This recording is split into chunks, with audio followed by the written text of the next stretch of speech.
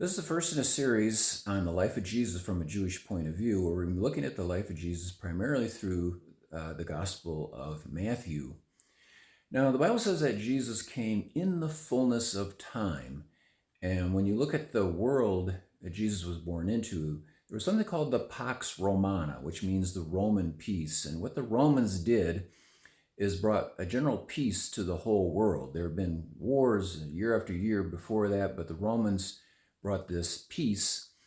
And then they also built roads. The Romans built roads all around the world, and this helped the gospel to spread very quickly. There was also a common language, the Greek language, just as you can go just about anywhere in the world today and find and hear English spoken. So it was in the days of Jesus. Greek was the common language, which again allowed for the gospel to spread very quickly, and was why the New Testament was written in Greek, the Old Testament written in Hebrew.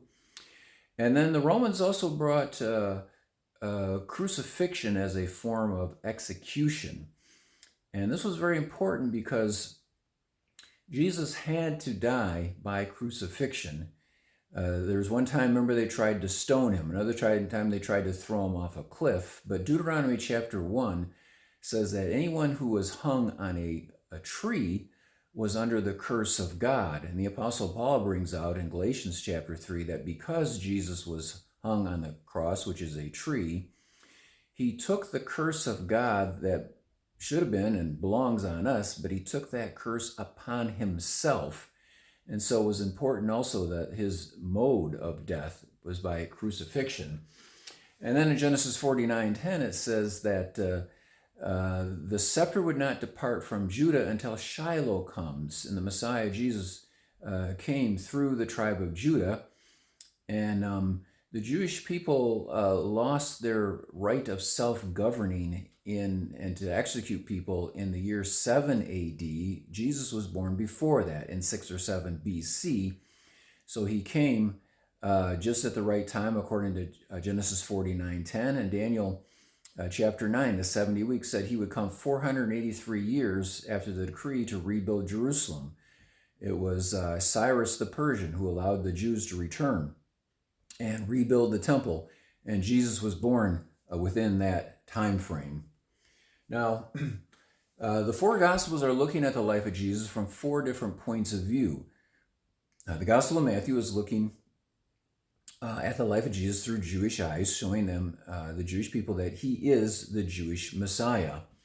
The Gospel of Mark, however, is looking at Jesus as the servant of the Lord and was written primarily for the Romans. Luke is looking at Jesus, the Son of Man, and was written primarily for the Greeks, and it's also the only gospel written in chronological order. In chapter 1, verse 4, Luke writes that he wanted to set in order the things about the life of Jesus, a Greek word meaning to write in chronological order.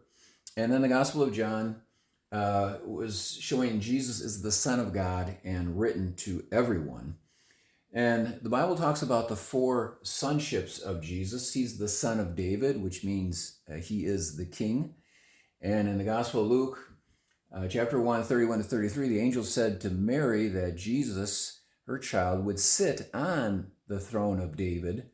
And of course, that never happened in his first coming, but when he returns to earth, he will set up his kingdom and rule and reign over the world from the throne of David. That's why it's very important for Jesus to return and to keep that promise that was made to Mary and to Israel and the world in general, that Jesus the Messiah would rule over the world. And then he's the son of Abraham, which means he's Jewish. He's the son of man, showing his humanity, and he's the son of God, showing his deity. He is the God-man. He's not 50% man, 50% God. He is 100% man, 100% God.